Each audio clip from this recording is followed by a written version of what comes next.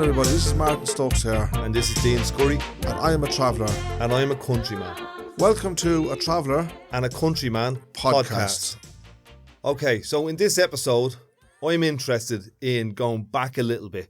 Back to when your parents were young, when you probably weren't even born yet, and when travellers in this country lived on the side of the road.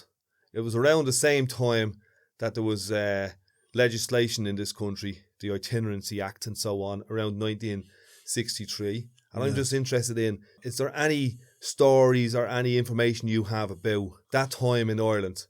About travellers, about how travellers lived and what they done and what was it like? What was the day-to-day of a traveller like? Well, let's put it this way. I got a bit of information from, my mother, right? And we would have gone back to when she got married, which is back in 1965, yeah? And back then, times were, without a doubt, rough, no mistake about that, yeah? And of course, living conditions and daily life also, you know what I mean? But the thing about it was, anyway, she was married at 16 years of age. 16 years of age. 16 years old. In 1965? In 1965. My father was 19 years old back then. So is your mammy still alive now? She's alive. My dad will be dead now about, nearly 4.5 years now. And can I ask, tell me now, but can I ask what age your mammy is?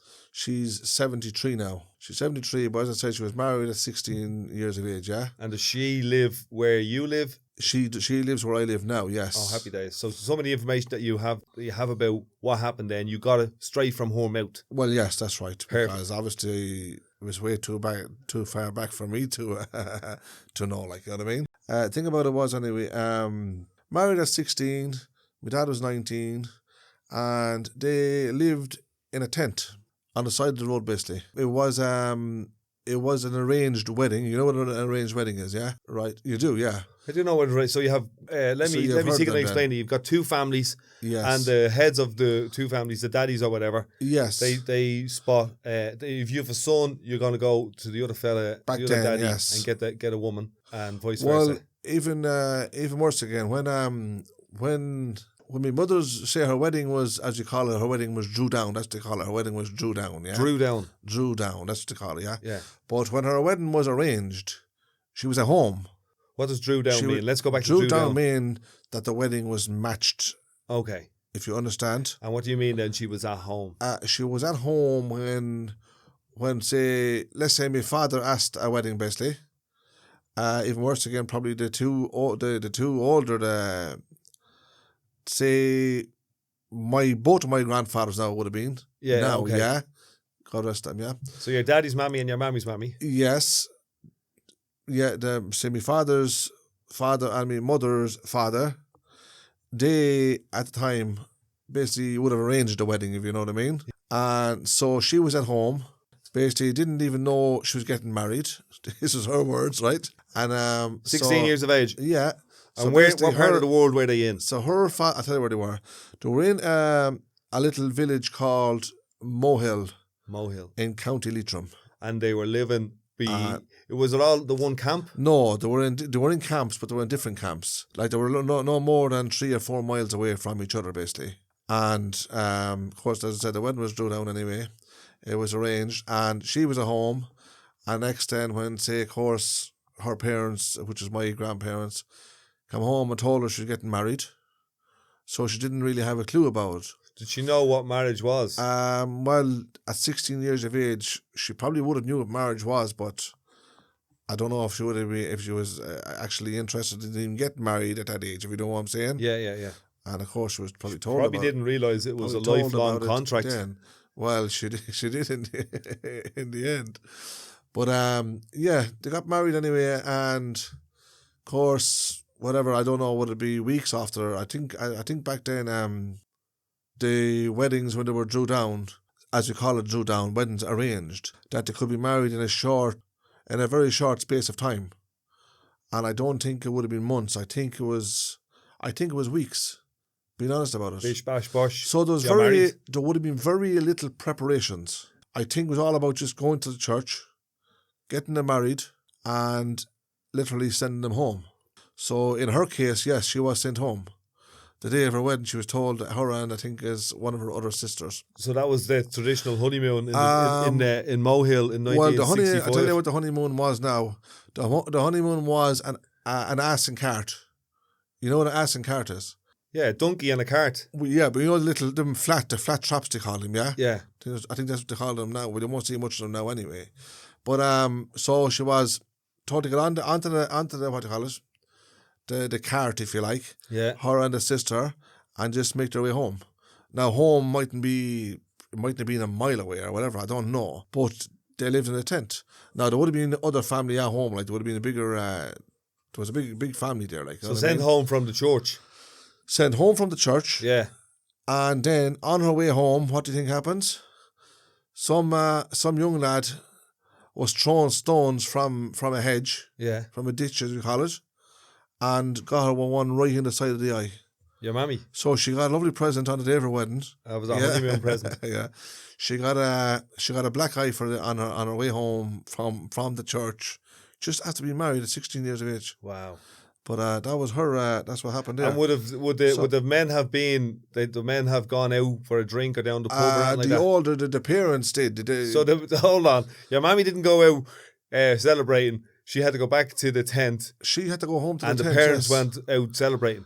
The parents went and had a few drinks, but you can only imagine the drinking back then. Like as far as you know, it was only a couple of bottles. Like, you know what I mean? What do you mean? There was no big celebration. It wasn't big heavy drinking. No, but you're going back to 1965. It's years back, like, you know what I mean? Yeah. And so on home with the business anyway. Yeah, the parents did go on and have a few drinks and then home again, whatever. That was basically there, and from there then, of course, next day it was like setting up their own tent. Then the best way of saying it. Because that's what they lived in. Now, when you say tents... When she was with her... I tell you what. When she was with her parents... Yeah. Now, at times, they'd have the what do you call them... Explain to me the tent. Because the tent was... Like a tent... Like, if there's people listening to this, they're going to think a tent is you go into the camping shop or the army shop and you pick up a tent for 50 quid. No, they didn't have that comforts back then. They didn't have that kind of quality. Like, what the tent was, an old cover of any type. Like a cover off a truck. Could have been sackcloth, could have been a cover off an old truck, covers that maybe the farmers used, all that sort of stuff. Tarpaulin or something. Yes. And then they get, they call them wattles. Now, a wattle would have been a stick from the forest. So they bring out and they'd pierce them and clean the sticks up basically. So they could have maybe anything between 10 and 20 wattles, maybe more. But it was like a branch from a tree. So that wattle then was they tied into a bunch, and they leave them, say, depending how much time they had to prepare a tent. They would they'd leave it till it sort of got soft, but 9 times out of 10 they'd leave it in water. So if there was a lake or a river or a stream nearby, they'd let it sit in that.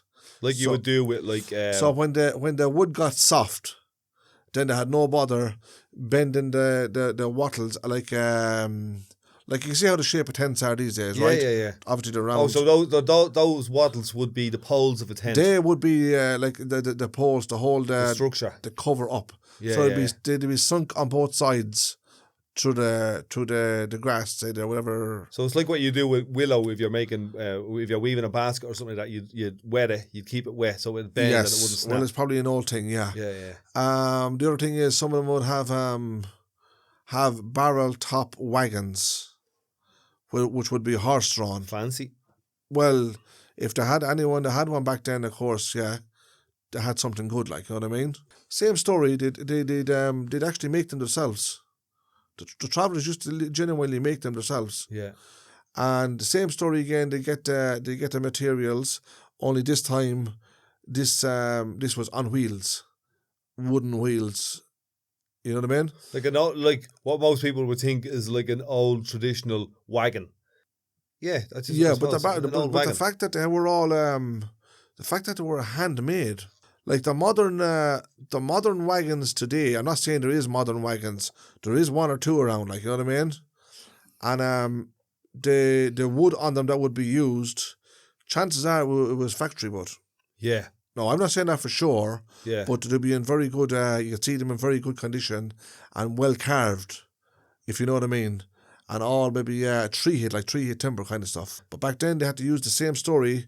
They'd use lats as they call them, and again wattles also, for to make this tent.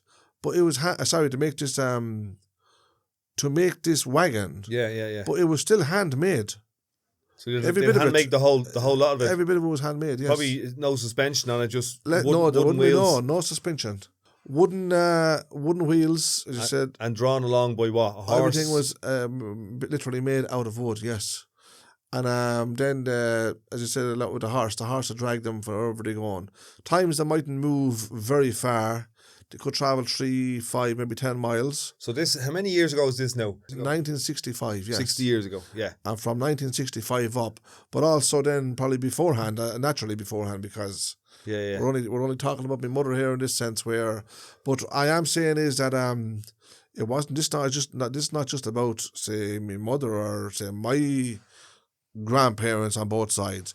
It would have been a lot of travellers. This was tradition, like, you know what I mean? Yeah, well, this is how I would imagine in 1965 how all travellers in Ireland lived. Yes, that's right. On the side of a road with wagons and tents. That's right. In a field or at the side of a ditch. Well, any spot they got to pull in and park. Say if they got a nice level spot on the side of the road, maybe where there's a bit of grass or something. And it wouldn't be like now where you've got big layboys and motorways and all that.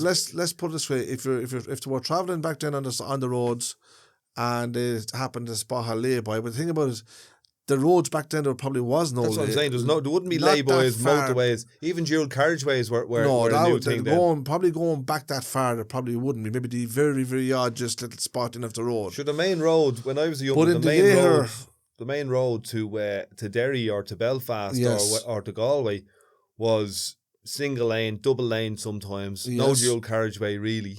No, but in the later years, then obviously they start improving the roads. Yeah. So if you went back, like we're going back 1965, what's that? How many years is that back now? 60 years. That's 60 years back. So suppose we went back like 40 years. Yeah. There was a bit of improvement in the roads then, if you know what I mean. Now, a big lot of things probably didn't change. But in the line of layboys, you probably would have layboys back at that kind of time. But you'd have them on the main roads. I'm going to take a step back. Go ahead. Your family in Moat Hill, is that where it is? Mohill. County Leitrim, County Leitrim. Your grandparents were there. That's where they were living.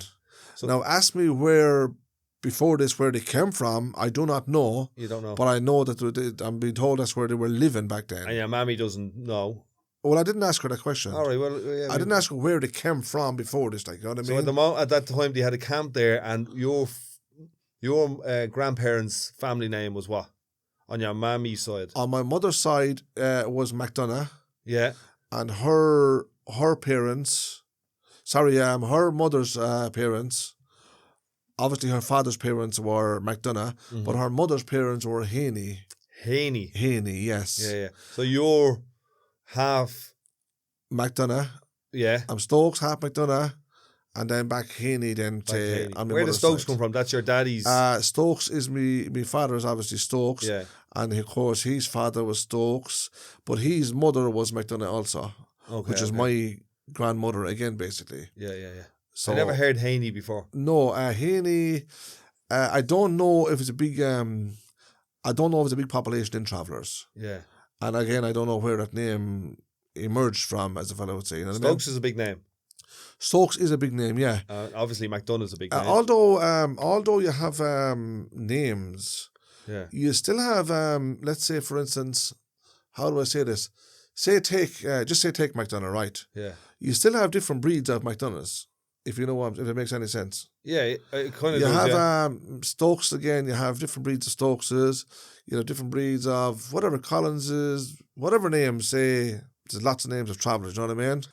Even though travellers are travellers, some of them have, let's say, some of them might have different ways of living, if you know what I'm saying. So, your parents, Mohill. County Leitrim. Yeah. 1965, there was an arranged marriage, Drew Down. Yeah. She had, there was a wedding in the morning. The parents went off and had a drink. She went back down the road. She got a stone in the eye off a young fella. She went home. Where's your daddy? Probably in the pub. Right. No, I think the young lad was okay to go with He's 19 years of age. He's 19 years of age, yeah. Yeah. I think it was okay for him to go and have one or two. Right. And is he working or is she doing any work? Or no, back then there was no work. Yeah. There was, let's say work was very, very, very hard to find because you're saying how did they survive? How did they survive? Yeah. How do they feed themselves? How do they feed themselves? Well, I'll tell you what. Back then there was a lot of like me two grandfathers, right, on both sides, my mother's side and my father's side. They had this craft of making tinsmiths. They were tinsmiths. Oh, very good. So they could make all types of say cans. Yeah. Cups, if you like. Buckets, kettles. There was a lot of... We used to have this thing in the house. It was like a little tin coal bunker. You probably got to have one of the travellers. And it was like a little embroidered or tapped out scene on it. You know what I mean? Like a little country scene or something like that. Would you know it was sort of handmade like that? They were handmade. We got from the travellers here in St. Margaret's. Well, then that's what it was. It had to be handmade then at this stage. And they were like a polished tin. Yeah. Like a reddish or a goldish kind of tin. But that's what they used to do. They used to do making all that stuff, the tinsmiths basically. They were classed as tinsmiths basically. So is that where and they had very few tools to do that with. Is that where the name Tinker came from, do you think? Tinker, I'm not sure where the name Tinker came from. Yeah. Surviving was very hard for them, without a doubt. Because back then there was no unemployment, right? And there was no work. Mm-hmm. So... as in there was no unemployment payment? Because you didn't go down to the dole office and get money? There was none of that. Yeah. There was none of that back then. They couldn't do that. Nobody could do that. Even the settlement couldn't do it, let alone the traveller. Yeah. But in the working side of it. So when you talk about travellers being tinkers, they were thinking in a way where they had to survive. Yeah. So they got out and the women of them would literally beg. They had to beg. They had no choice to beg back then. This is, as I said, coming from my mother here, right? And the shawl was out and they'd go from house to house. Mainly it was like from farm to farm, the best way of saying it. And they could maybe knock on one house now and maybe it could be another 3 minutes down the road, another house. There wouldn't be houses, wouldn't be like today, how they're stuck to each other. Like, but you'd be down the country, they'd be miles apart. Yeah, but even worse than back then. And so they go and ask for a bit of whatever. That'll be a bit of flour, a bit of sugar, or mainly the reason that it hit the farmhouses was because the farmers were obviously having growing their own foods, if you know what I'm saying. Yeah. Well, majority of it, like the milk for starters, they had the cows for their milk, butter, say the eggs. So they could be lucky enough in one house to get maybe a basket of bits and pieces that they were looking for, kind of thing. But then do you think they would come in and trade with them? Like, we'll do, I'll fix your buckets or whatever. Yeah, a lot of that would have happened. I'll sharpen up your old tools. They might swap a few. They could be carrying a few bits and pieces with them that was made up, and the chances are that they'd get swaps for stuff like that as well. Yes. Because when I was a young fella, let's say 40 years ago in Ballymun, there was some travellers living here up where you are, St. Margaret's, and they used to knock around and they'd have different services, like they'd sharpen the lawnmower or they'd sharpen the scissors or they'd sell. There was a fella came around doing the eggs. Yeah. What was it, sharpening the eggs? Sharpening the eggs, yeah. And they would take old clothes as well. If there was any old clothes. Now, we didn't have much ourselves, but if you had an old couple of jumpers or a pair of shoes or something like that, they take them off you and use them for themselves, or they also done repairs on them. You could leave your shoes and get repaired like a shoe. What do you call it? What's the fella who fixes shoes? Cobbler. Thing about it is, anyway, that's where it comes in, where one man's trash was another man's goods. Like clothes that people didn't want, and if you could get somebody to find use for them, very good. And of course then, as I said, travellers back then was, without a doubt, very happy to accept that.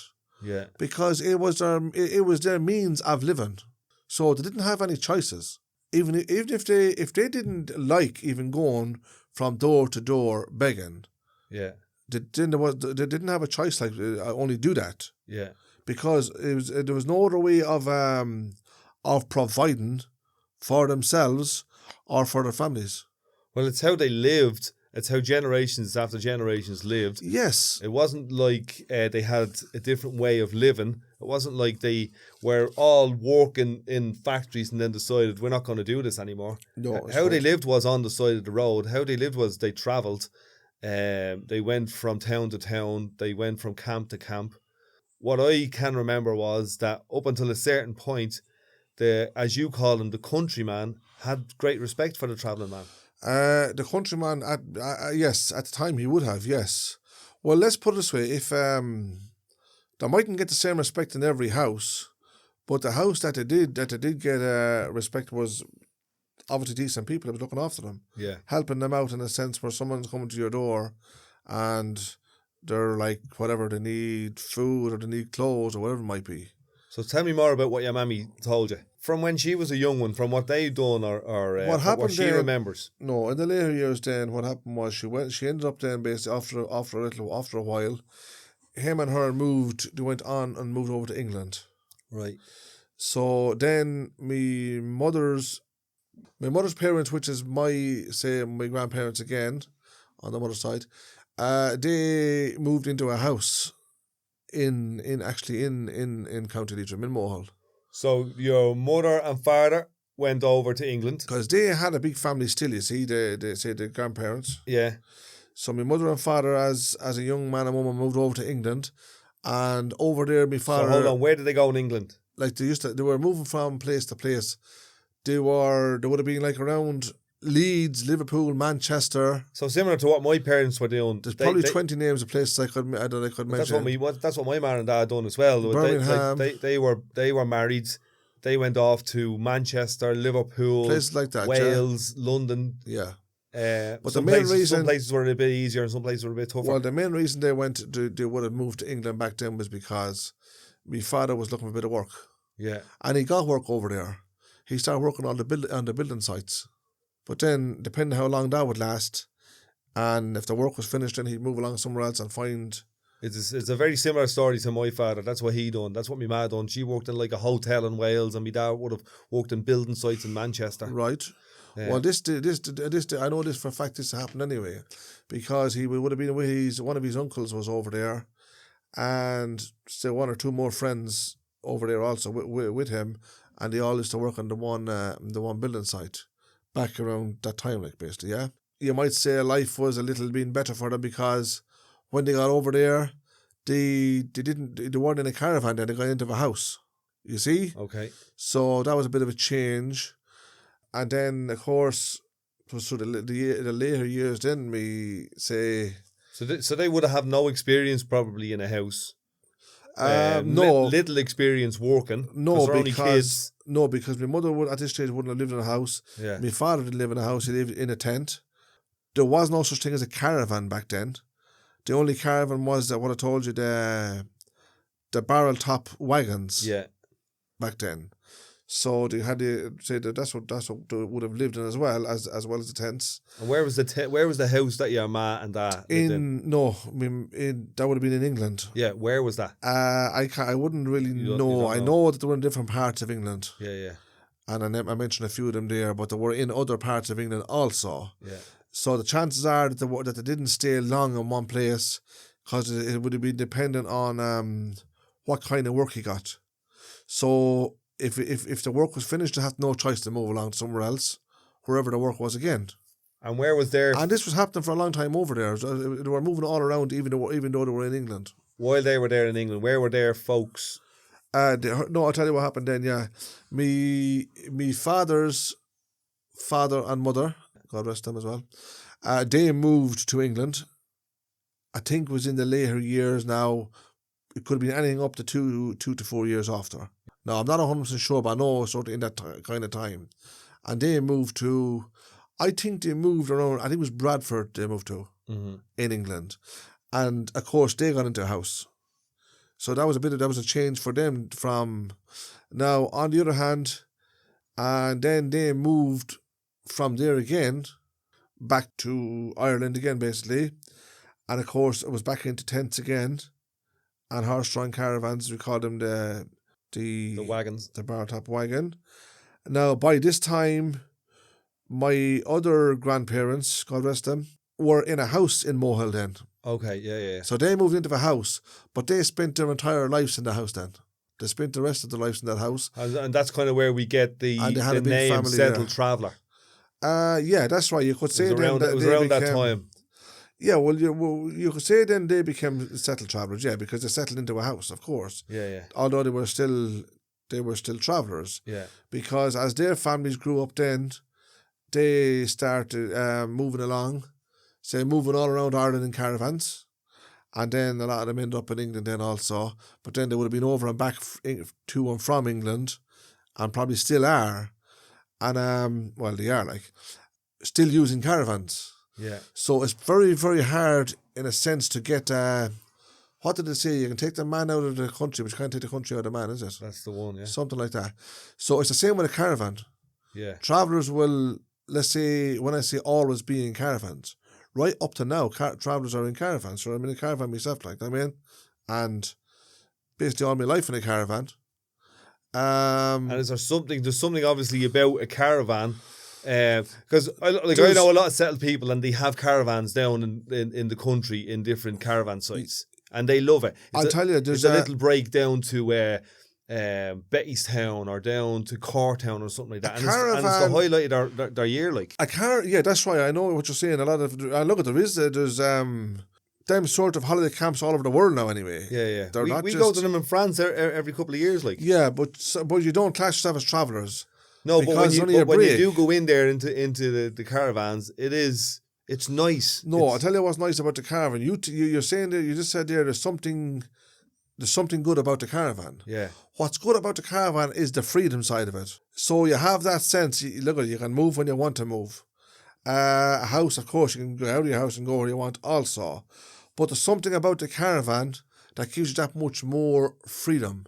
I think, my experience anyway, I live in a caravan, yeah? I'd probably be more times, not that I go far, be more times outside of it than inside of it. So that's a sense of freedom. Yeah. All my undertakings are outside the caravan, if you know what I'm saying. Whereas a house, if you're in a house, everything about your life is inside the door of the house. You're in the house more than you're not in the house. Yeah, you're in more. You spend more time inside than outside of it. And in the caravan, it's smaller. There's less rooms, and everyone's closer together. I think they want to get outside for some reason. But you know what I mean? In a house, think like for instance you're in a caravan, right? Mm-hmm. And you feel like just that bit of fresh air. You walk out, and you'll always see somebody out there just to have a chat. I don't think you get much of that in a house, do you? It depends on where the house is. Like when we grew up here in Ballymun, you're in your neighbours as much as you're in your own house. You're knocking in. There's people all over the place. In certain places, there's different sizes of communities or just a different community. Yeah, but you probably get that in poorer areas, would I be right? In working class areas, yeah, because you've got their doors you are locked. You don't have a pot to piss in, so you're in your neighbours and you're looking for favours and a couple of quid or an old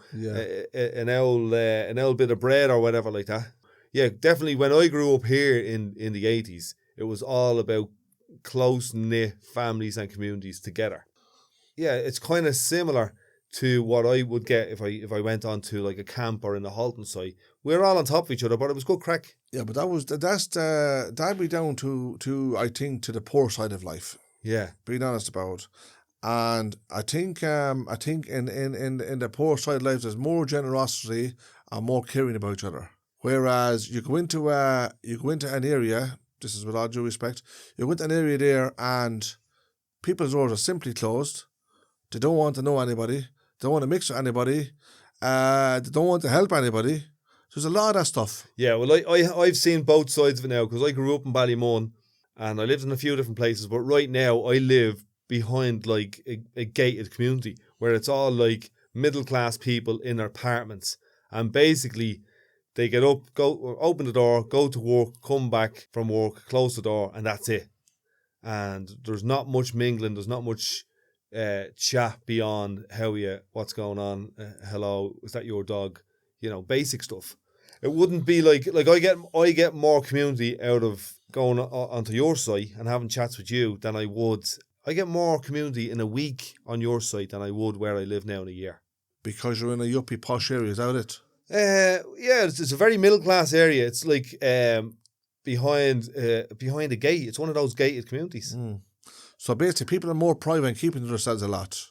Well, money, my way of looking at it is money buys you privacy and security. At the same time, aren't they locking themselves away? Because that's what we're talking about, the freedom of a caravan. So you buy a big house, you get big security gates, you lock the gates, you lock your house, you're inside for whatever length you're in there. If you're going to work, fine, it's the same story. You come from there, you're home again. It means you don't have a life. You don't see anybody. You don't get to mix with anybody. But that's what they're doing. That's what they're into. That's to use a word. That's their culture. But it is their culture. But is there not a lot of selfishness involved in it? No. Look, I think that's what people. Is it a way they that's choose what people to live? work for? Is it a way they choose to I live? think it is a choice. I don't think they know anything else. I don't think they know anything else. I don't think they have ever probably experienced what you've experienced or what I experienced, for example, growing up in a working class council estate in Ballymun. Yes. That experience that we have, not everybody has that. Not everybody sees life like that. Especially in, well-to-do, upper middle class communities. Definitely not. People are behind their own doors. Well, that's what I can see anyway. I can see much more community in the travelling community or somewhere like Ballymun than I can, for example, in Portmarnock. So, what you're saying is more lively. There's more livelihood. In a sense, yes, because it's people. We're talking about people here. What do you mean more livelihood? There's more livelihood because people are out and about. They're mixing, they're talking, they're chatting, they're saying hello. You don't get that in the other areas we're talking about. No, it's you don't absolutely. There's where I am. There's a couple of kids and they play around a little bit, but if they were doing what we were doing when we were kids, running them up and climbing trees, and somebody would have something to say about it. Where if I go up to St. Margaret's, there's kids doing all types of stuff, and they're just out being kids, snotty nosed, full of cuts and bruises, climbing up the side of trees, doing all types of stuff. That's the stuff that we grew up with. So it was similar to a traveller's lifestyle in a certain way. Not everything, but some of it. The way that I grew up. Well, slightly, yeah. Yeah, very, very similar. I had differences. One of the big differences that I might talk about, when I was in school here in Ballymun in primary school, like you had your normal classes, first class, second class, third class. But within each of them, you had like a separate class for traveller children. Right. And that was a difference. That was an obvious difference that I noticed when I was a kid. For some reason, there was traveller children in this school were treated differently. And I'm sure it wasn't just the school that I was in. I'm sure it was the time. In what schools? That was a primary school in Ballymun. And that's gone back how long? That was, say, 40 years ago. And there was for no reason other than they were travellers. Right. You know what I mean? We're gonna have a special, almost like a special class. So that was a difference that I would have noticed. In institutions like schools, traveller children were treated differently. Right. But outside when we were playing, I didn't notice any difference. Sure, we're all the same. We were all full of cuts and bruises and snuts. So I was saying it was the adults that was causing the problems then. Yeah, well, like what we discussed about in 1963 with the Itinerancy Act. That was a group of adults, mainly middle class adults who were working in politics, who were making decisions about getting rid of the travelling people, and which our mammy, being an idealistic 16-year-old woman living in the side of a tent, there's people in this country wanted to get rid of her. Yeah, that's true, isn't it? Your parents and your grandparents. They want to get rid of all travellers. They want to get rid of you. They want to get rid of the idea that you could have children. Yeah. That's fascinating when you get into that part. Beyond all the romantic ideas that we have of what it used to be like to be a traveller. Yeah. There was a group of people in this country, in Ireland, in 1963 onward, around the same time in America when people were going through civil rights movements, Martin Luther King and Malcolm X, the same time up in Northern Ireland where people were fighting for civil rights. The government in this country were trying to eliminate traveller people. Now, we get sick when we think of a man at the moment in Europe who's trying to do the same thing with Ukrainian people. That sickens us all to the fact where our most prominent politicians and celebrities almost fly over to Ukraine. Bono just done a gig in Ukraine. Yeah, that's right. You know what I mean? Yeah, I've seen that thing. And in Ireland, still to this day, other than a couple of sheets of paper to say that travelling people have their own ethnicity, it's kind of the same as it used to be. Yeah. Do you know what I mean? There's Yeah, kind of the travelling people is separate. Keep them over there, and let's not even discuss them. No, a lot of there's still a lot of things going on with travellers that basically shouldn't be what's going on, in the line of the way travellers are treated generally. The fact that travellers are living in sites is bad enough, but they choose to live in sites. They want to live in sites. Yeah. But living conditions of the sites that the government actually own, say the councils basically. That you're a tenant of. Yes, that's right. That's where there is a problem also, because travellers has that choice. If they want to live in a caravan, fine. If they don't want to live in a caravan, move off it. But the fact that they do want to keep that tradition going, and they're happy living in caravans, conditions are the problem. Well, it's like when I grew up in the flats here in Ballymun at some point, you know what I mean? Yeah. And we paid rent to Dublin City Council.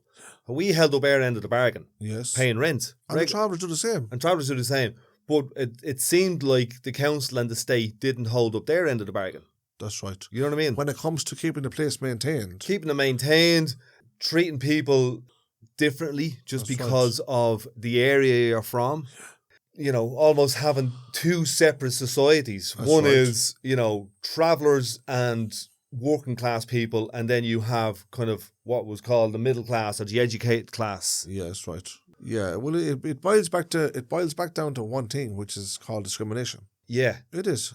And what I find it interesting is that you came in today with stories from your mammy about when she grew up where there wasn't the opportunity for those people to talk about the discrimination. They didn't have the same privileges we have or that you have. Your mammy couldn't have opened up her mouth. Your daddy couldn't have opened up his mouth That's the right. way that we can.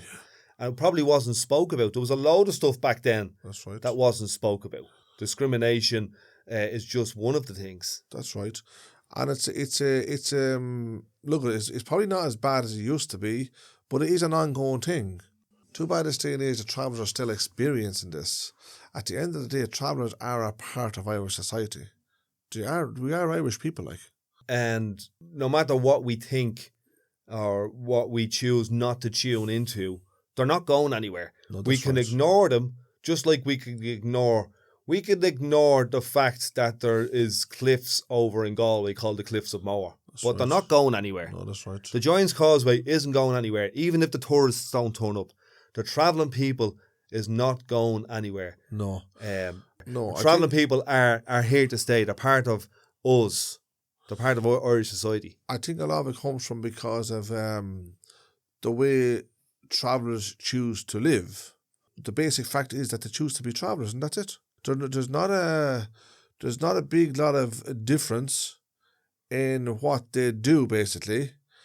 Only the fact that, as I said, they're living in caravans, but it's what they choose to do, and I think they're within their rights to do so. Yeah, well, look, as we said, still upper middle class people choose to live in big gated communities. That's right, because they have the options and the choices. You know, but then the finger is pointed at, say, for example, travelling people. You don't pay your taxes and you rob. Sure, I know the biggest robbers and biggest tax avoiders, as I said before, That's in right. this country, Yeah. is upper middle class people, politicians and businessmen. And they're not travellers. And they're not travellers, and they're probably robbing more in one day Yeah. than a whole Halton site of travellers would rob in a year. Yeah, that's right. It's called what? Daylight robbery, is it? Daylight robbery. But it's easy just to tune into a specific radio station going la la la la la. I don't understand travellers. I don't think about them. I don't respect them. I'm just going to stay over in my corner of Ireland and let them do what they want. That's right. Let them kill themselves, or let them all, as your man says, who was running for president, let them all just move into the Phoenix Park there, and we'll re-educate them. That's right. An Irish fellow running for president said that within the last 4 or 5 years. Let's all move them up there to Michael D in the Phoenix Park, and we can re-educate them. And got away with it as well. And got away with it. And nearly got voted in as the president. Yeah. Are we having Well, is this a circus show or We what? were in some trouble then, weren't we? If the likes of him had to be voted in for president, huh? Well, I tell you what, we're disgusted at a similar fella who's bombing a free democratic country That's in right, Ukraine. But a fella can come on wanting to be the president of Ireland, saying, I have the... Charlie had the final solution, I've got the next solution, throw them up into the big park there. Complete disgrace, to tell you the truth. So Did he actually think that was going to solve a problem? Because it wouldn't. Well, it would have solved the problem for him. He would have been the president of Ireland, so he would have been grand. I sound like I'm getting a bit angry there, but I'm not. Well, I'm really interested in how we see each other, how we choose to treat each other, because it is a choice. Yeah. We can think we're going around blind with our eyes closed. At the same time, thanks be to God, there's only one of him. We don't have a million like him, you know what I mean? And as you said there before, might be a few, but not a million. As you said before, Charlie tried to get rid of you, but who's gone now? Charlie tried to get rid of Travellers, but Charlie's not here. Yeah, as I said, he's not here. He's not. Travellers are still around. Charlie is not. But and your man that we're talking about there now as well, he's not here either, is he? No. Well, let's say he's quiet now. The microphone's been turned off. Let's say, thanks be to God, he has no say over Travellers, because life wouldn't be good having him as a president. So listening to you there, it sounds like you are proud of the stories that your mammy told you. That you have the stories, that you have someone there to talk to and to listen to and to hear the stories. Yes. And it sounds like you want people to hear those stories, to hear how it was. Well, put it straight, today things are a little bit different today for Travellers in the line of the younger and up and coming generation, basically. Take the 40 and 50-year-olds, right? And going back, say, 20 and 30 years, they weren't, the weddings are not arranged as much now as they used to be. Probably, if not at all. The normal procedure would be a young lad asked the parents, like, okay to ask the girl kind of thing. And then, of course, if the girl said yes, that was fine. But there was no saying you're getting married or making her get married or going on for a pub and drawing down a wedding for a boy and girl is not even there kind of thing. That's all worn out now. That's all gone, basically. And there's a number of things, not just that are changing in the travelling community. There is. There's a lot of stuff changing in the Travellers, yeah. Now, some of the stuff is the same, but it's the same everywhere. In the settled community, there's still things that we don't, but society is changing. Society is changing fast. Like, I remember the big thing in our house when we were kids was sitting down and we'd watch the 6 o'clock news together and we'd call it Air News. That kind of doesn't happen that much now, you know what I mean? That's right. Other than maybe through lockdown where we were all kind of see was the sky going to fall down. But generally, that tradition of the Irish family sitting around the television waiting to be told what the news was for the day is gone. And in the travelling community, weddings aren't arranged. There's other things that are changing as well. One thing we discussed before, we have traveller politicians, traveller guards, traveller teachers, travellers in college, travellers on the television, travellers doing podcasts. Yep. Good. Yeah. The podcast is another step, isn't it? The podcast is another step, and you're a 50-year-old travelling man taking that step. But there's a lot of things changed in the Travellers. Like, for instance, a lot of Travellers have moved into houses. Yeah. A lot of Travellers have emigrated and also moved into houses. There's still a lot of Travellers living in caravans. There's a lot of Travellers who have moved abroad still living in caravans.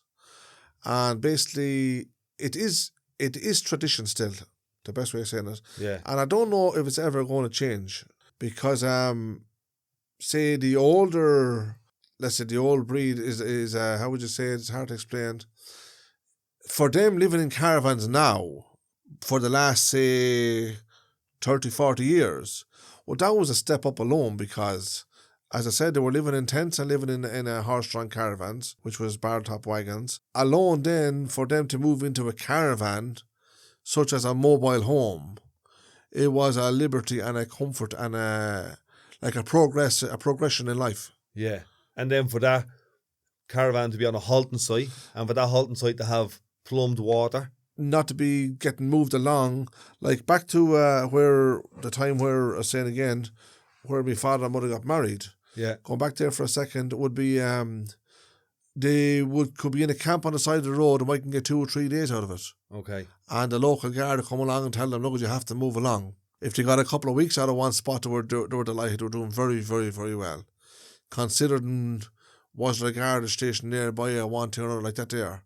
It was only when they were fully recognised then they were told to go. Yeah, Go Move Shift. Who came up with that song? Christy That's Moore, was Christy it? Moore. Was a good Go song. Move Shift. Yeah, well, that was the case. To get a couple of days and they were told to move. They could move a mile or 2 or 3 or 5 mile down the road. And then maybe it could be a month after they might come back to the same camp again. So do you think the use of halting sites has helped or hindered travellers? Like, if you're in a halting site, obviously there's no Go Move Shift anymore, but there's also no travelling per se. You know what I mean? There would have been, you might travel once or twice a year. No, for some travellers, they would. For some travellers that have a mobile home on a halting site. Yeah. And some of them then would have a small caravan maybe left one side.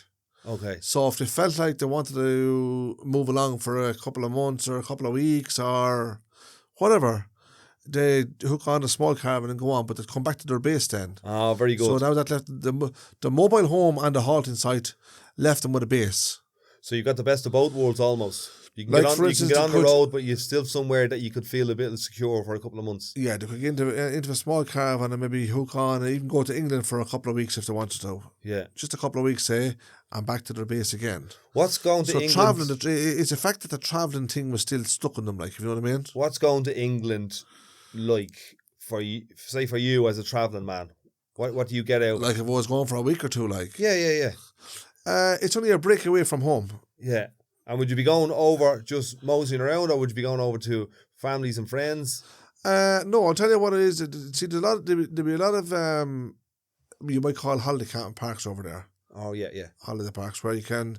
Sometimes you don't have to bring a caravan with you. You can book into a place over there for a week or 2 weeks, whatever length you want to stay away. Like, but sure, after that, then when you're away from home, you just like to get back to home, aren't you? You're happy to come back to your base, like, you know what I mean?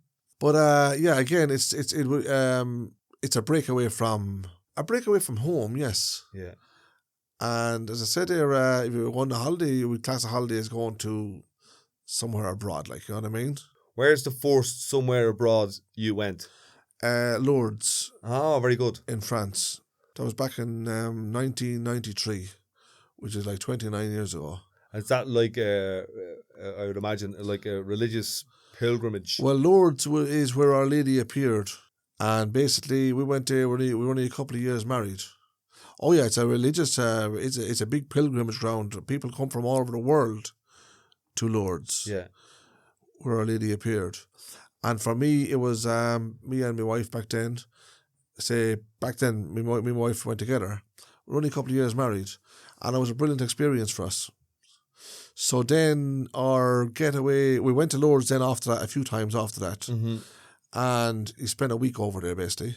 Our next place then to go was Medjugorje. Have you ever heard of Medjugorje? Yeah, it's another place in Croatia where another pilgrimage. Now Lourdes is in France. Yeah, it's another pilgrimage site where Our Lady appeared. Yeah. On the mountain to 3 visionaries basically. And these are holidays for you? No, it's not exactly a holiday for me. No, it's a pilgrimage of prayer for me. Basically, it's a time for prayer and meditation, peace. It's you find a lot of peace over there in Medjugorje. A lot of people now have went to Medjugorje, like literally thousands and thousands of travellers. And would you go if you're going there, or are you going to the one in France? Are you going with the family, the whole crew is going? Yeah, well, I went a couple of years ago. That lockdown caused a lot of problems for people going abroad. But yeah, the family were with me. It'd be nearly 3 years ago now. So are you itching to get back? The family, yeah, I'd love to go back to it again. Yeah, and I will go back anyway. I know that I'll go back. Lourdes for the family.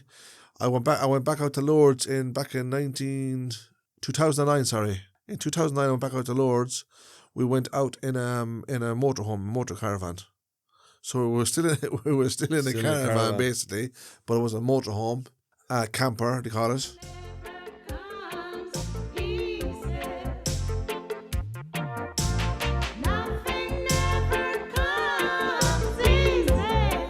Yeah, I know you were saying how many brothers and sisters I have, yeah?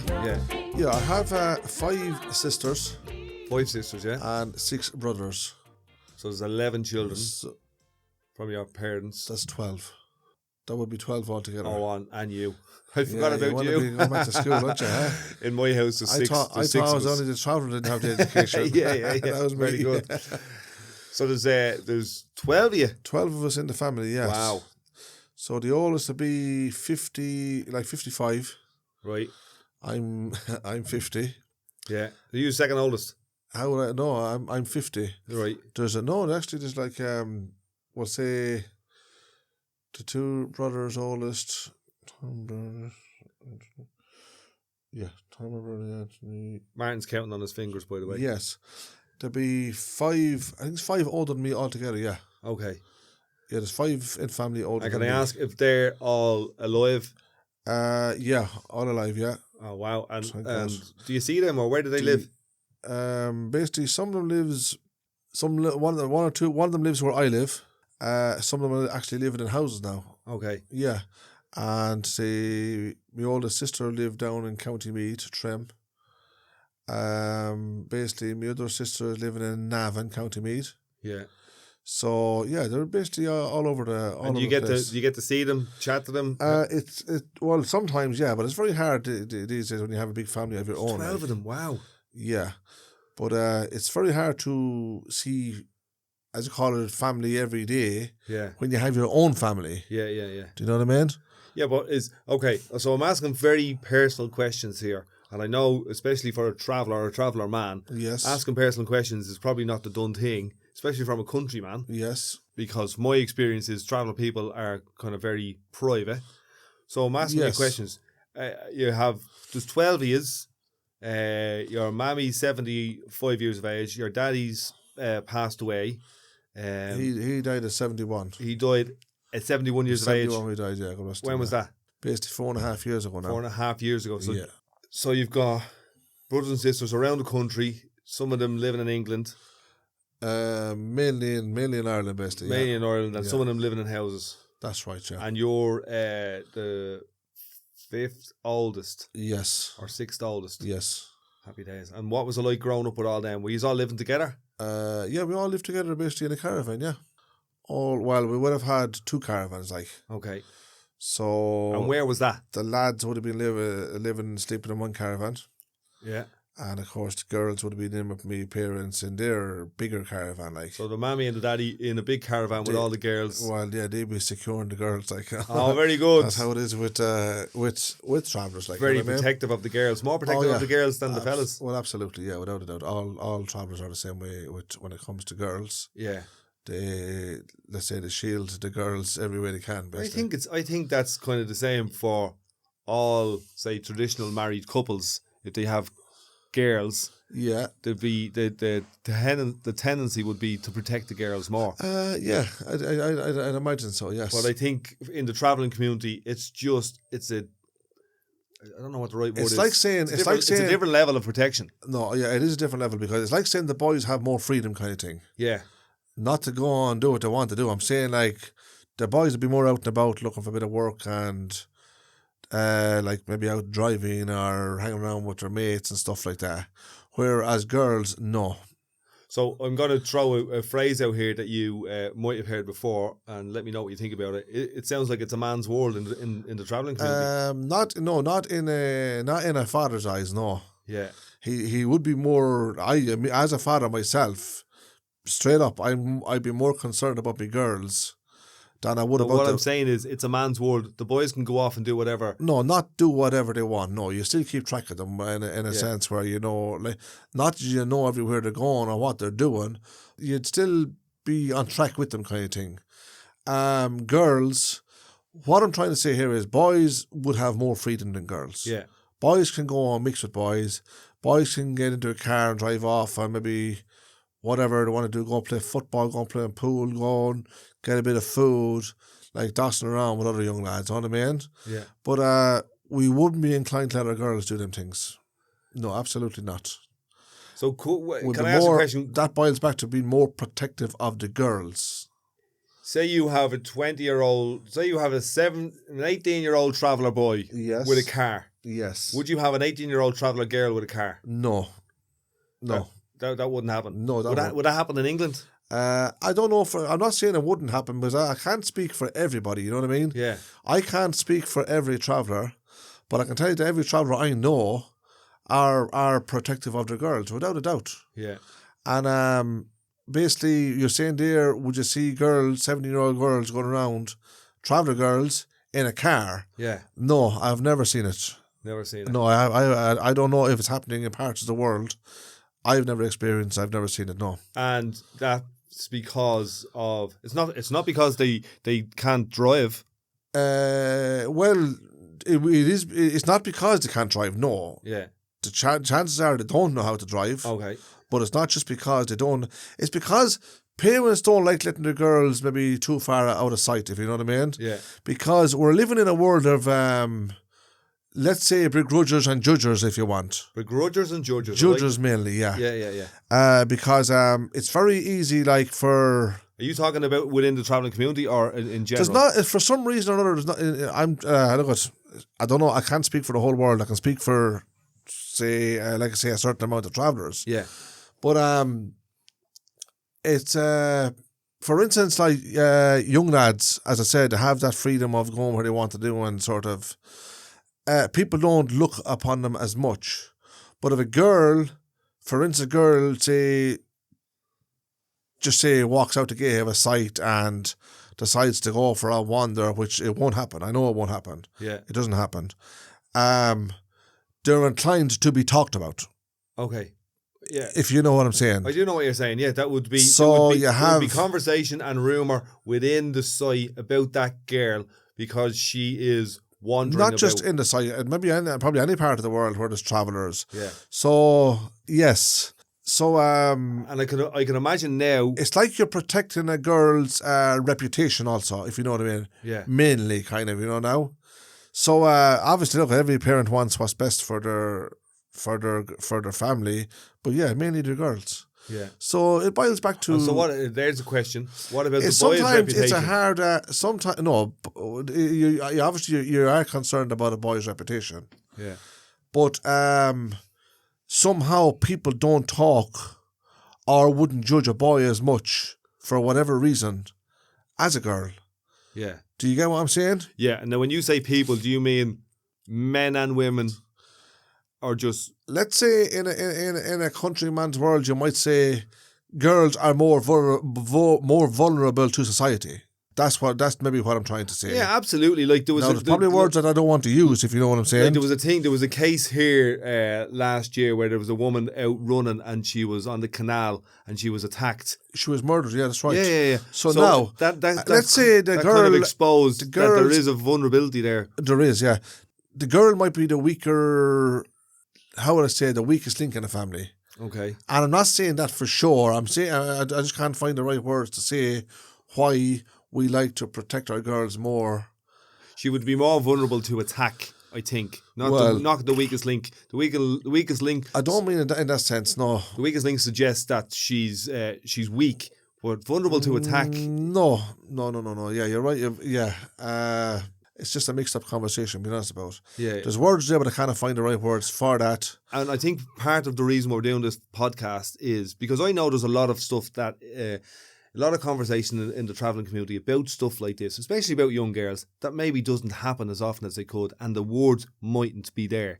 And take a country girl, for instance, right? Yeah. And I'm not saying I know about country girls, but I'm asking you, would country girls be allowed to go to pubs, clubs, cinemas, basically allowed to go really where they want to go at 17, 18, 19, 20 years of age? Yeah, younger than that as well. They are allowed to do that? Yeah. Like well, travelling girls are not. 14, 15, 16 years of age. Yeah. They'd be able to work.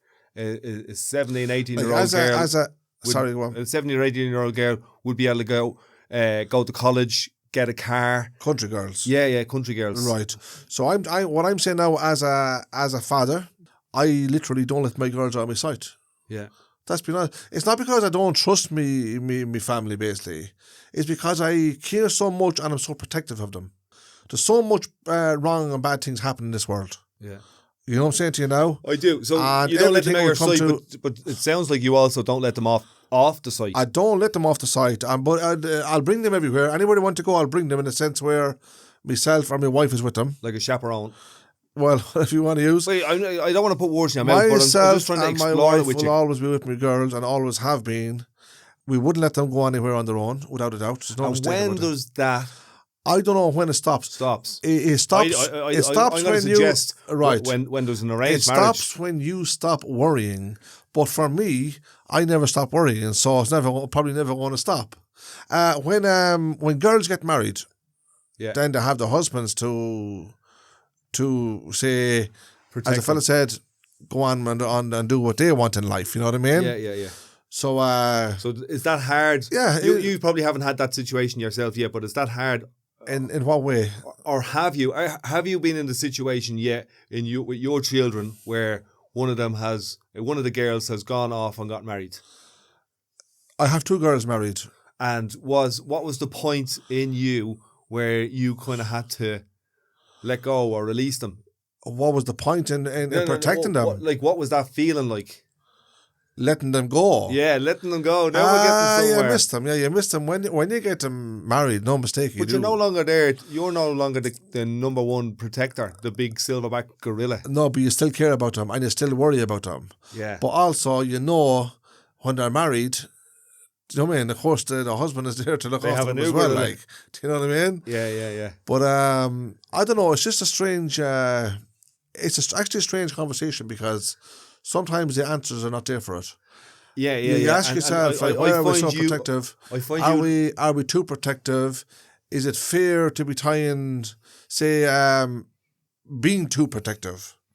It's just something that you just kind of help yourself. They're your family, you know what I mean? They're everything you have, like, you know. So you're gonna do everything you can to keep them right and keep them safe. I'm gonna throw a phrase at you. If you love them, let them go. No, I understand that, but there's different people dealing with have different ways of dealing with these things in life. Yeah. So it's not just like if you love them, let them go, throw them out the door. That's not the case. That won't be happening. It's interesting looking at you. You look listening after to them you. right until the day comes that please God, that they get married. Then you don't worry about them as much because when they're married, you feel safer about them then because why? They're starting a new life and they're going to settle down. Like when I say settle down, I don't mean settle down Like as a if settlement. No, I don't even mean like that. What I mean, what I am saying is, they're starting off a new life, but you don't really let them go. It's in a sense where they're still your kids. It's as simple as that. They're still your kids. You still worry about them. You help them out where you can and when you can. You do what you can for them, probably till the day you die, more or less.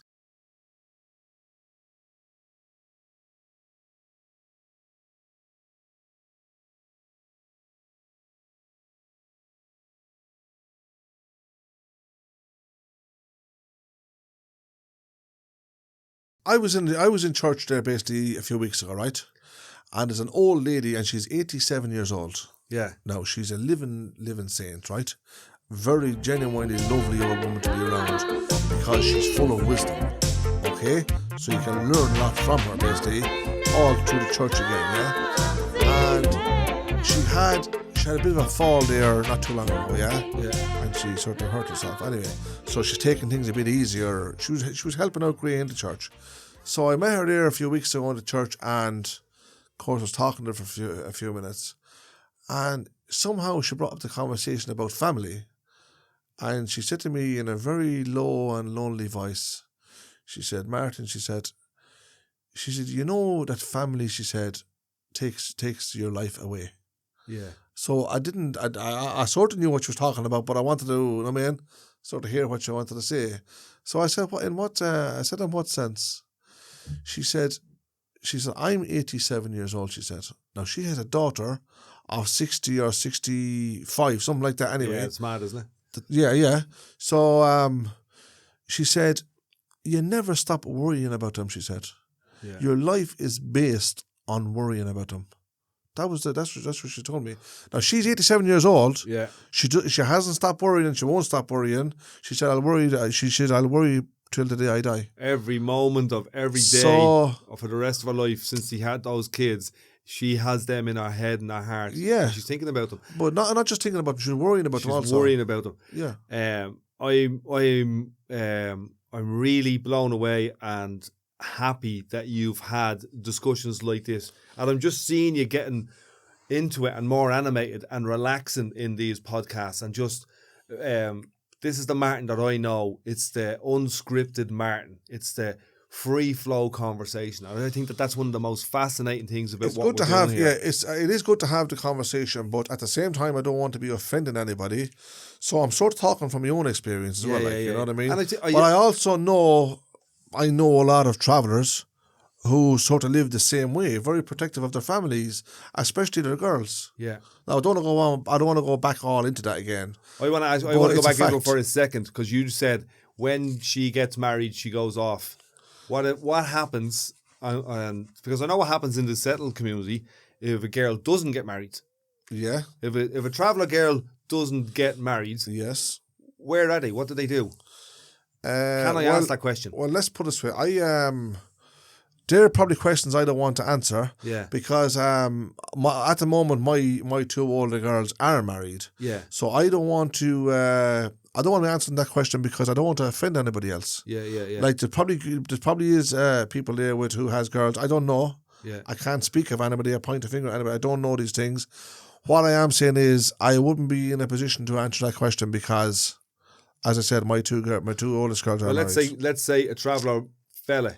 Let's say a traveller man. Yeah. Because I know a couple of traveller men Yeah. who are in their 20s Yeah. and they're not married.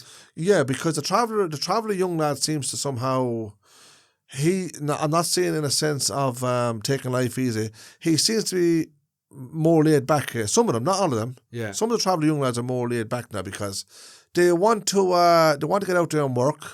They want to do a little bit more hanging around with their buddies. Yeah. It doesn't mean they're doing anything wrong or they're making wrong decisions in life.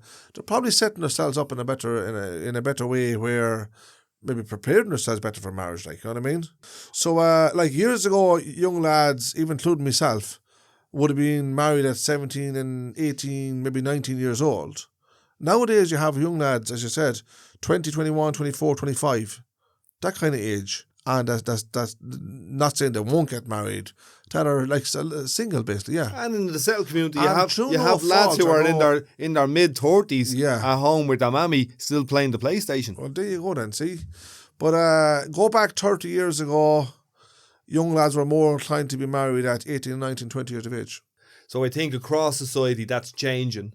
Yeah. That's changing.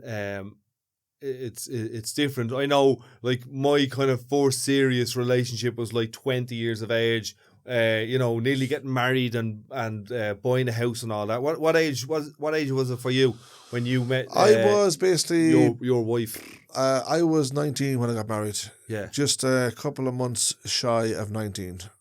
My wife was 17 and a couple of months off. Say 17, almost 17 and a half. And can I ask where you met her?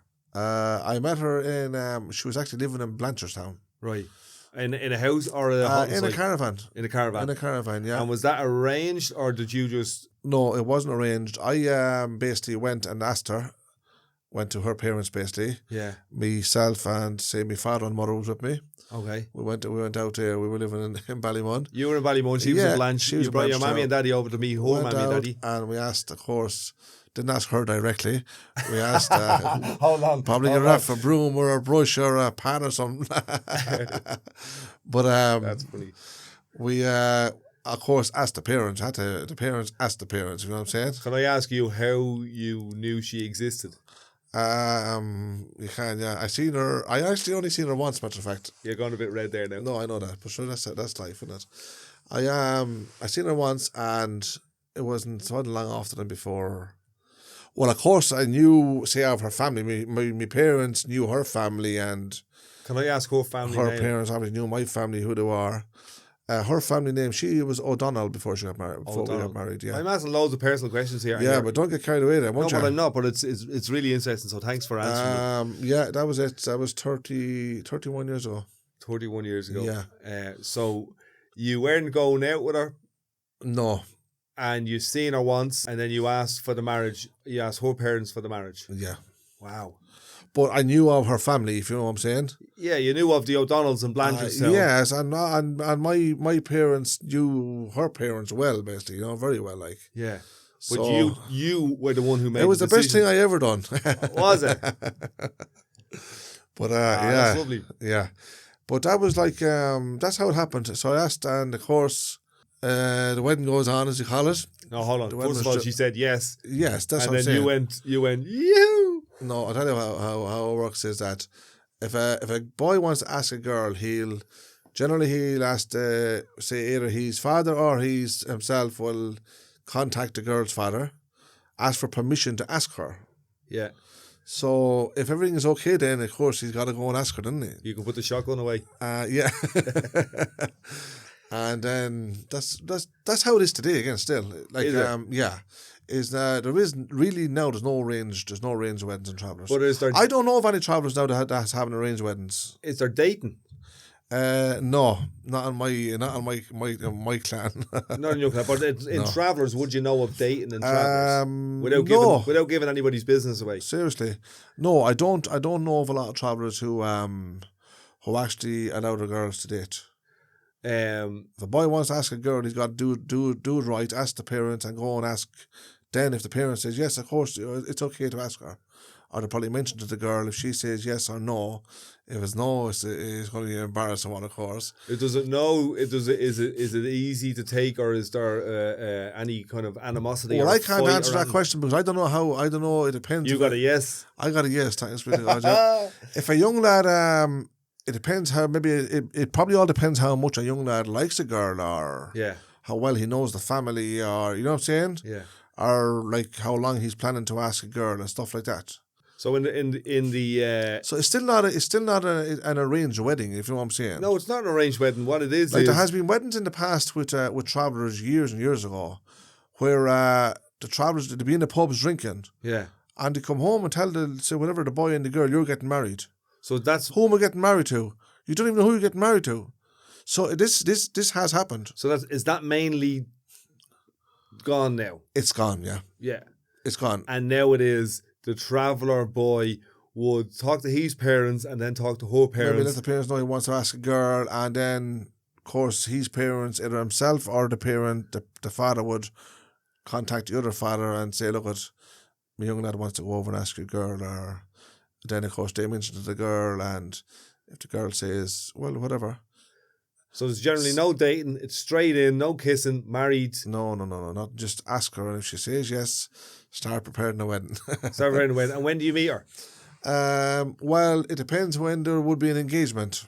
So some people have engagements, some people have they call it a do for an engagement, Yeah. and some people don't. It's a real old Yeah, they word. call it a do. We're having a do. It's like booking out a pub and having maybe a cake and some drink and food and all that sort of thing. Yeah. But And then would him and her have been together before that? no, Still today, like? yeah, absolutely not. Wow. Yeah, 1,000,000% not.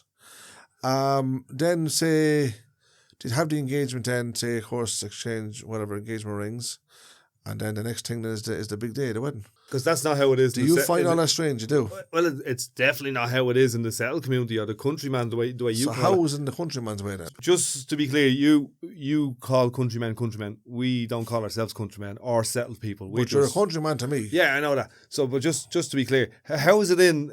Well, nowadays, it's you ask a girl out, or you hit her up on Tinder, or you go through some kind of app. So you're saying it's all done by media now, is it? It could be done by text or by WhatsApp. You'd go out and you date somebody. You like them or you don't. If you don't like them, you'll move on to the next one. Yeah. Yeah. And the idea of a marriage is probably something that could be 10 years into a relationship that idea will Before a wedding would happen. Like. before a wedding will happen. Yeah. It'll be dating until it gets serious. And then you get serious as in you're hanging out with each other a lot, you're with each other, you're in each other's houses, you're kissing and hugging and making out. Probably having kids and that, yeah. Probably having kids and all, Well, yeah, absolutely that's having why, kids. that's where you know now travellers have different cultures. So that's not different just different, lifestyles. that's two different worlds. It is two different Totally worlds. two different Yeah. worlds. But I think I still think travellers are entitled to live in that sense as they want to live. Yes. Oh, absolutely. Like, I just think it's so different. Yeah. And it's not, I wouldn't imagine it's just travellers in this country, for example, that live like that. I'm sure there's other communities that have similar traditions that they still abide by. Yeah. Well, probably everybody's different in the end. Yeah. But I definitely know, maybe for people listening to this who aren't travellers, who are maybe, you know, the typical Irish man or woman, Yeah. to listen to hear that that's the way it still goes on in the travelling community with boys and girls, men and women. Yeah. That you generally you don't get together until the do, and the first thing you're doing is getting married. Yeah, that's right. And you're settling down and you're having a family, and then the daddy's back in the caravan, sweating, thinking, is this fella the fella for my girl, or do I have to go over and take her back? Yeah. It boils back down to one thing again: parents worrying about their kids, isn't it? Parents worrying about their kids. But there's something to do. It's a built-in thing. You just can't help that, like, you know what I mean? Yeah. But you were asking me how many kids I had. Is that a while ago? Yeah. I was asking, what's the setup? How are you? What's your family?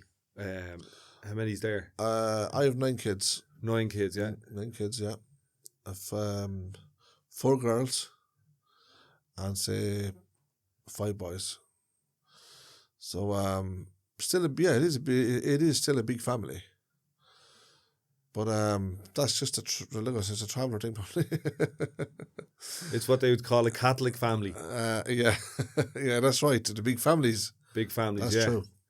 Yeah, it is like the families in the 80s. Like there's loads of families in Ballymun with 12, 13, 14 kids. Like, Yeah, you know? there's some travellers like that has like seriously 17, 18, 19 kids. Still today, like yeah. No, I don't think today, no. Yeah, I think generally most people are having 3, 4 maybe kids. The old saying was they had no TV, no television. There was no heating in the caravan. That's what they used to say here. Yeah. The radiators weren't on. Yeah. They couldn't afford to put coal in the fire, so they had to keep each other warm. Yeah. Oh, it's all right to talk about that now, is it? No. So I'm finding the conversations I can and can't have with you are really, really interesting. And I'm sure over the next couple of episodes, we're going to explore different topics, different things that, for me, as a person who's not a traveller or I'm a settled man, I just take for granted.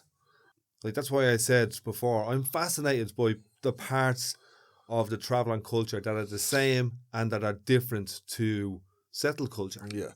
There's again, I'm talking about when I say about travellers with girls and what, that's my own experience, like, you know what I mean? Yeah. I can't say I can speak for a million travellers. No, but I think that the best conversations are from your experience. But you also have experience of other people, other families that most people wouldn't have. So in that way, there's an insight there. There's it'd be like if there was a group of people like the Aboriginal people in Australia. I would be as fascinated by them.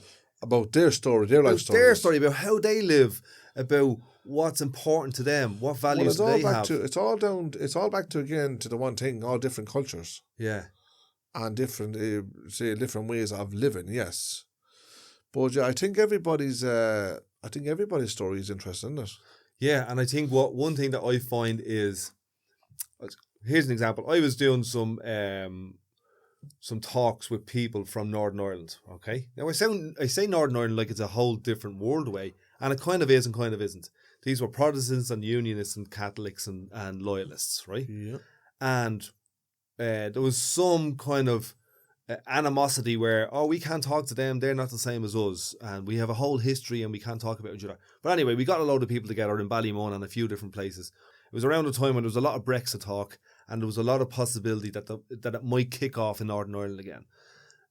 So we had these conversations. You know, you had Sinn Féin people, IRA people, UVF people, all these types of people in the room. A lot of them women. And what we learned was we've more in common, yes, than divides us, or that we have different. At a human, at a basic level, we have the same kind of basic needs, the same kind of living conditions, the same kind of fears, the same kind of ideas about our families. There's none of us was millionaires. We were all kind of, just like normal working class, get up out of bed in the morning people. There's none of us had stocks and shares in Google and all this type of, that type of money. Yes. What was really interesting and refreshing was we had more in common. We had more that brought us together than divided us. So basically everybody was the same in a sense. Yeah, and if we look at the divisions, we'll find them. But if we look at the things that we have in common, we'll find them as well. If you're in all situations, if you look for negativity, there's lots of it. It's all there. Plenty of it. But if you look for the positive things in life, there's also a lot of that there. Yeah, like I could tear the back off you going, there's no way traveller women should be A, B, C and D. But that's not my place to say it. One is I'm not a woman. One is I'm not a traveller. One is I'm not a member of your family. That's right. You know what I mean? Yeah. And you could say the same to me. You could go, but settled people are doing It's very easy. Yeah, it's very easy for people to point out people's faults. As I said, negativity again. But for looking for the positive side of things, it's something that a lot of people don't do. Yeah. Now, I'm not saying everybody. There is some good people out there that will look for the good in other people. There's no doubt about that, or situations. Well, I think one of the reasons we might do that... There's too much of negativeness. One of the things we might do negative things for, or look for the negative, or the drama, or that type of thing, is because of where we are as people. If we're vulnerable and insecure and frightened in ourselves, and we're looking outside of ourselves and blaming and pointing the fingers... That's right. We're always going to drive towards the negative stuff. That's right. And what other people have done bad on me, or what other people aren't doing for me. But if you're, and this is a journey that we all have to go on, if you're comfortable with who you are as a person, man, woman, child, traveller, black, Muslim, if you're comfortable with who you are and you're at peace with yourself, you'll be comfortable with other people and at peace with them. So I think you're a traveller man. You're one of a number of travelling men. There's a number of different cultures in this country and around the world. And at the moment, I'm really interested in that culture. Because I've always been interested in different cultures. Traveller's culture, basically. But travelling culture, Muslim culture. Yeah. I'm interested in what it's like to live up in Northern Ireland. I'm interested in what it's like to grow up in London as a young black man. I find people fascinating. Yes. And I always look for the possibilities for us to have a conversation about stuff that we all find difficult to talk about. Yes. Because that's where, for me, that's where the learning is. That's where the growth is. Well, that's why it's nice to get the story part from the person themselves, because as I said, everybody has a story to tell, like, and 99% of the time the stories are interesting. And where do we get our stories from? Sometimes it's not from the horse's mouth. No, that's right. Sometimes it's third party, and it's hearsay, speculation, and rumor. And if that's where we get our stories from, it's not as rich as getting it from the person themselves, from their mouth, 100. Face to face. This is who I am. Who are you? Yeah. Can we share a conversation together? Yeah, it can be very interesting, can't it? So that's us for this episode, a Traveller and a Countryman podcast. If you like it, let us know. Share it around, and we'll see you on the road. Best of luck, boys. Best of luck, girls.